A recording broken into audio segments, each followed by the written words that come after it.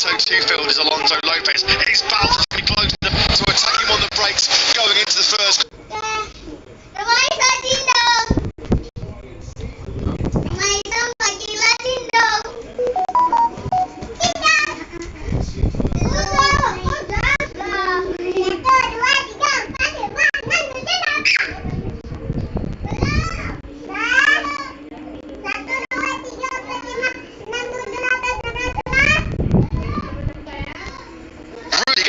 What's happening here?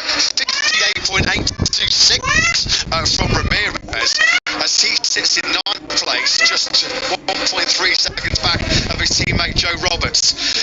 Here is your top three coming through turn 6. 3.5 laps to go here in Qatar. It's still Lopez leading here in Lusail. Baltas has put so much pressure on him. What more can Baltas do here to try and seize the lead in this Qatar Grand Prix? He's thrown everything at Lopez. Lopez defending quite superbly. Just to underline that point once again, I know we've mentioned it quite a few times about tyres. Ramirez, fastest on a track, also on the soft rear tyre. That was the route to go under the lights here in this season opening with these Pirellis. The soft rear tyre was clearly the correct choice. I've never seen such a massive gulf, a chasm between what will be the best lap of the race, connects 57.6, and the pace at the end of this Grand Prix. Some riders are in danger of being 5 or 6 seconds slower than the hottest pace at some point in this Grand Prix. We know Qatar was hot out of the gate. He did only 1:57, and then Simon, thanks very much Simon for giving us that information on Qatar's retirement. Apparently he had no rig after 5 laps. Who's going to manage that to highest pace to the end of this Grand Prix? Lopez, Baltas, Garcia, Agura. Look like he's any one of the back quartet as we move into 3 to go here in Qatar.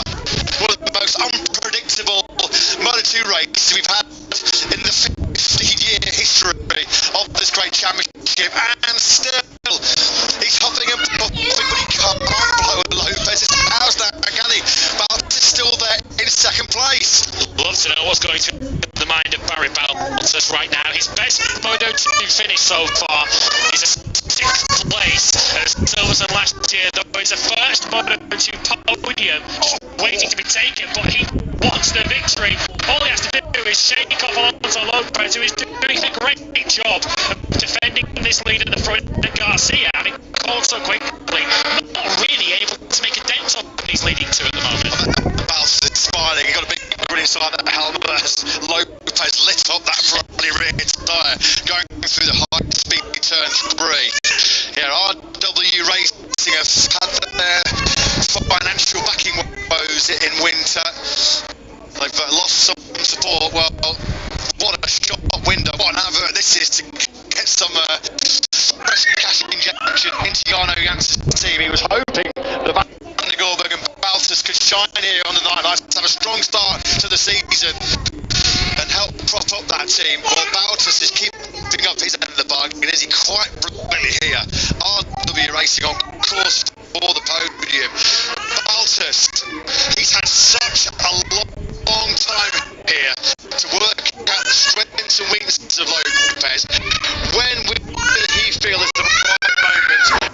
Which part of this Qatar circuit does he feel is the right time to throw it up the inside of Lopez? Intriguing, fascinating to see how he tackles this. Well, as long as Sergio Garcia is not loaded in 3rd, he's got the luxury to be able to figure this one out and use every one of the 3 laps that are remaining. It's going to end on a high. I think this Grand Prix for American Racing too, by the way. 6th and 7th now for Ramirez and Roberts. Ramirez continuing to lap faster than anyone ahead or behind him. They've both made their way past Aaron Canet, who's now down to 8th position. Cobra picked up Aldeguer on the previous lap. We're just about to tick off lap 16, 2 to go. Aldeguer then back now in 15th place. That's not a given, he'll score a point. Dennis Onju is going to pass it very, very quickly. Here we go then. 2 to go here in Qatar. And still Alonso Lopez holds the lead as they sweep through into the first corner. Baltas twitching the front end of that Kalex frame. Can he be the Kalex winner here again in Qatar? Matting 10 for Alonso Lopez. Team communication again. Oh, lighting up the rear tyre coming through turn 3. I'd love to be in Barry Baltas' shoes.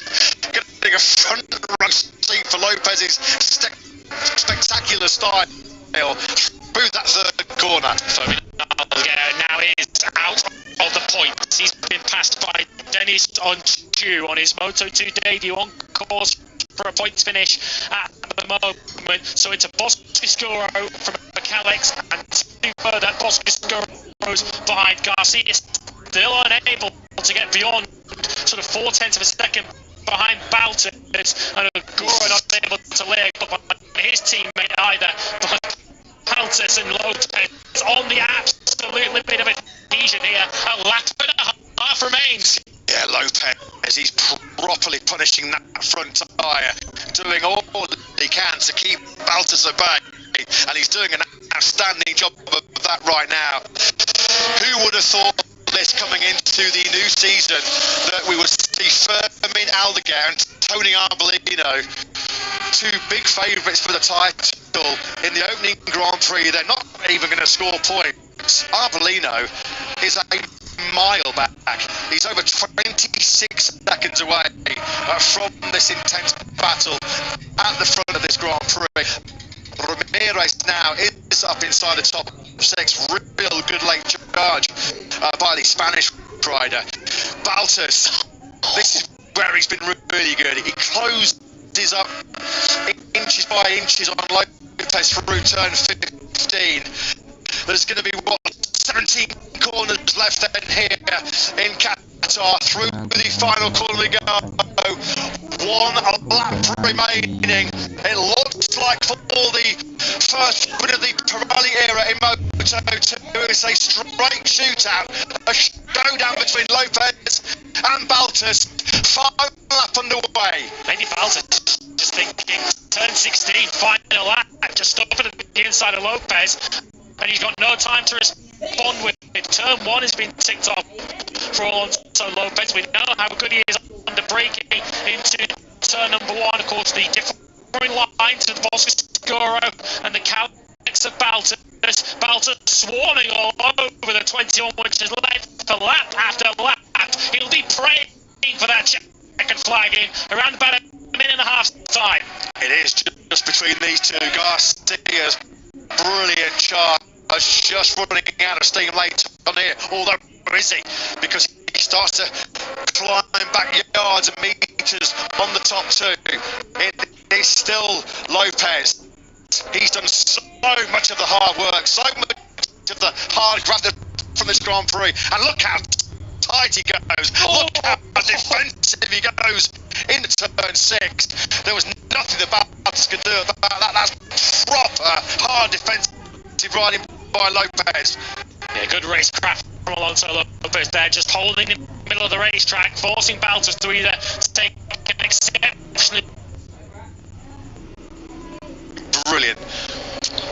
Well, we've seen 15, this is the 15th season of Moto2, and I don't think I've ever seen a Moto2 race like that in my life. Unpredictable from start to finish. The only constant, really, was Alonso Lopez at the front, holding Baltas off, who, to be fair, looks absolutely racked with second place. So thrilled with that. A first podium for the Belgian in his 50th Moto2 start.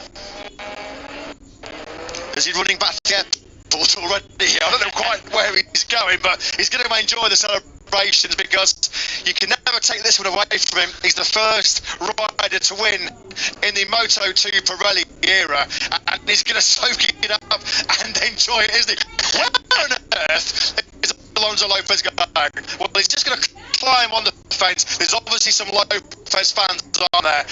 gathered in that part of the circuit, and no wonder he's going to revel in the adulation, because that was some ride from the Sink speed up rider. It was some race, absolutely brilliant. Aaron Canet, let's touch upon a few riders further down as Lopez enjoys the celebrations. Canet, the pole man, fluffed the start, took the lead very early on, 57.6. Guilty in the commentary box here, thinking that was game over. Canet took the checker flag in 10th place.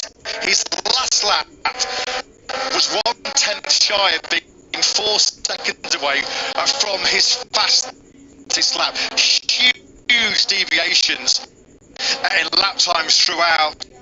Gonzalez, who was a podium fighter for so much of the race, was 5th. Arenas, he was top 3 for a long time. He came over the line in 8th place. Vietti was 9th. There were points for Chantra, Alcoba, Van den Gorberg, Benchnader, and on his Moto2 debut, Dennis Onju. 16th place for Aldeguer, 20th for Arbolino. Tony Arbolino, Lewis, was 30.3 seconds behind Alonso Lopez. Absolutely incredible. We're running out of thoughts. It's going to take a long time to process this Moto2 race. Simon, what did you make of it? I thought Lopez did a great job right at the end there. Barry, I think, had the edge, and where it was entry. And I looked at the sheet,